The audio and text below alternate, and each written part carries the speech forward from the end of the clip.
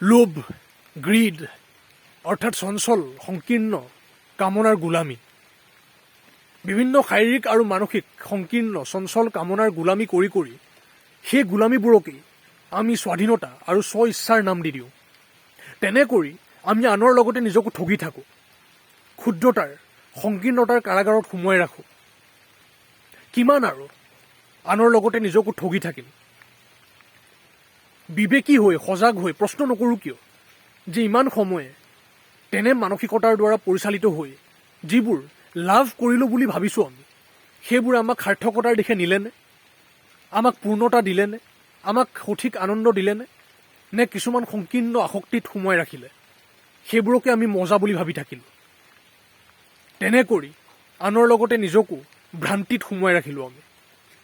বুজিব লাগিব আমি যে লোভৰ দ্বাৰা পৰিচালিত হৈ যিটো জীৱন জীয়াই যাওঁ, সেই জীৱনত আমি ক্ষুদ্ৰতাৰ গোলামীৰ বাহিৰে একো নাপাওঁ।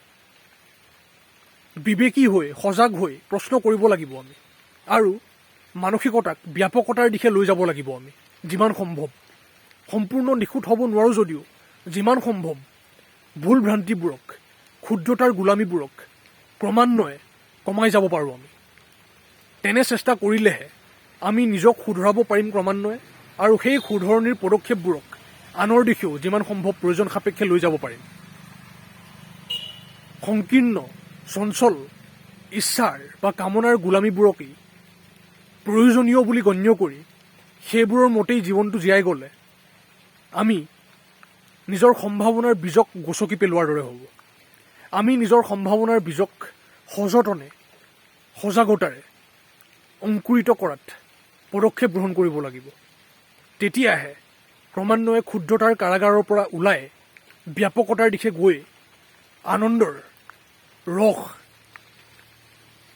পাব পাৰিম আমি।